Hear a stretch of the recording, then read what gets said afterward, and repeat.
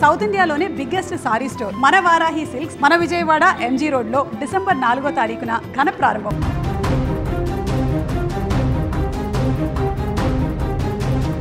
ప్రపంచ రాజకీయాల్లో రష్యా అధినేత వ్లాదిమిర్ పుతిన్ భారత పర్యటన అత్యంత ఆసక్తికర అంశంగా మారింది. అగ్రరాజ్యాల మధ్య ఒత్తిడి పెరుగుతున్న ఈ సమయంలో పుతిన్ రాక ప్రపంచ దేశాల చూపును ఢిల్లీ వైపు మళ్లించింది. ఎందుకంటే ఈ ఇద్దరు శక్తివంతమైన నేతల భేటీపై గత 6 నెలలుగా ప్రపంచం ఉత్కంఠగా ఎదురుచూస్తోంది.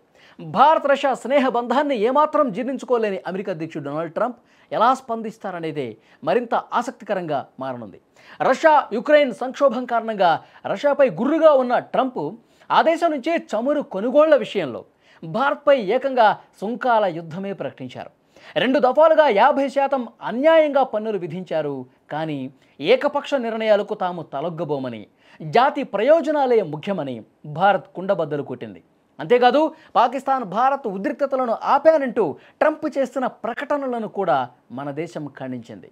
ఈలోపు షాంఘై సదస్సులో పుతిన్ మోదీ ఒకే కారులో ప్రయాణించటం, ప్రత్యేకంగా భేటీ కావటం ఇలాంటి పరిణామాలు ట్రంప్కు మరింత చిర్రెత్తుకొచ్చేలా చేశాయి. ఆగ్రహంతో ఆ 2 దేశాలవి డెడ్ ఎకానమీలని, అవి ఎలా పోయినా తమకు సంబంధం లేదు అంటూ తీవ్ర వ్యాఖ్యలు చేశాడు ట్రంప్. అయితే ఆ తర్వాత ఏం జరిగిందో ఏమో ట్రంప్ స్వరం పూర్తిగా మారిపోయింది. భారత్ రష్యా నుంచి చమురు దిగుమతిని తగ్గించబోతోందని, ప్రధాని మోదీ మాటపై తనకు నమ్మకం ఉందని, భారత్తో అమెరికా అనుబంధం కొనసాగుతుందని స్వరం మార్చారు. అయితే భారత్ ఆ ప్రకటనలను కూడా ఖండించింది. ఇలాంటి పరిస్థితుల్లోనే డిసెంబర్ 4-5 తేదీల్లో పుతిన్ భారత్లో పర్యటిస్తారన్న ప్రకటన అంతర్జాతీయంగా చర్చనీయాంశమైంది. పుతిన్ ఢిల్లీలో జరగబోయే 23వ రష్యా భారత్ ద్వైపాక్షిక సదస్సులో పాల్గొననున్నారు. వాస్తవానికి రష్యా చమురును భారత్కు దూరం చేయాలని ట్రంప్ చేయని ప్రయత్నం అంటూ లేదు.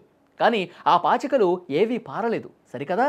ట్రంప్ నుంచి ఆంక్షల ప్రకటన రాగానే మన విదేశాంగ మంత్రి జయశంకర్, జాతీయ భద్రతా సలహాదారు అజిత్ దోబాల్ మాస్కో వెళ్లి పుతిన్తో భేటీ అయ్యారు. ఆ తర్వాత పుతిన్ సన్నిహితుడైన నికోలాయ్ పెత్రుషేవ్తో ప్రధాని మోదీ భేటీ అయ్యారు. పుతిన్ భారత్కి ఎందుకు వస్తున్నారనే దానిపై ఇప్పుడు అనేక ప్రశ్నలు, చర్చ జరుగుతోంది. భారత్తో భారీ ఎత్తున ఒప్పందాల ఎజెండాతో వస్తున్నారా, లేక యుక్రెయిన్ సంక్షోభం ముగించేందుకు మోదీ మధ్యవర్తిత్వాన్ని కోరబోతున్నారా? ఇప్పుడు ఈ విషయమే ఆసక్తికరంగా మారింది. సైనికపరమైనటువంటి సహకారాన్ని మరింత బలోపేతం చేసుకోవటమే ప్రధాన ఎజెండాగా కనిపిస్తోంది. ఆపరేషన్ సింధూర్ నేపథ్యంలో పాక్ క్షిపణులను తుక్కు చేసి ప్రపంచానికి సత్తా చాటిన భారత్ ఇప్పుడు రష్యా ఆయుధ సంపత్తిపై ఆసక్తి చూపిస్తుందా అనేది $1 మిలియన్ ప్రశ్న. ఒకవైపు మేక్ ఇన్ ఇండియాకు కట్టుబడి ఉండాల్సిన పరిస్థితి ఉంది. అయితే అమెరికా ఆంక్షలను లెక్క చేయని తరుణంలో పుతిన్ భారత్తో మరో కోణంలో కూడా ఒప్పందాలు చేసుకునే అవకాశం లేకపోలేదు. ముఖ్యంగా తమిళనాడులోని కూడంకుళం అణు విద్యుత్తు ప్లాంట్లో కొత్త మాడ్యులర్ రియాక్టర్ల నిర్మాణంలో రష్యా భాగస్వామి అయ్యే అవకాశం కూడా బలంగా కనిపిస్తోంది. అయితే అమెరికా, యూరోప్ దేశాలకు వ్యతిరేకంగా పుతిన్ ఆసియా దేశాలతో ఒక బలమైన కూటమిగా ఎదిగే ప్రయత్నంలో ఉన్నారు. అందులో భారత్ ప్రధాన భూమిక పోషించే అవకాశాలను కూడా తోసిపుచ్చలేం. అందుకే భారత్తో మరింత దగ్గరైతే రష్యా మళ్ళీ సూపర్ పవర్గా ఎదుగుతుందనే భయం ట్రంప్లో కొట్టొచ్చినట్టుగా కనిపిస్తోంది.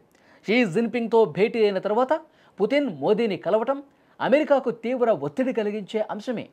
మరి ఈ శక్తివంతమైన నేతల భేటీ ప్రపంచ భవిష్యత్తును ఎలా మారుస్తుందన్నది కూడా చూడాల్సిన అవసరం ఉంది.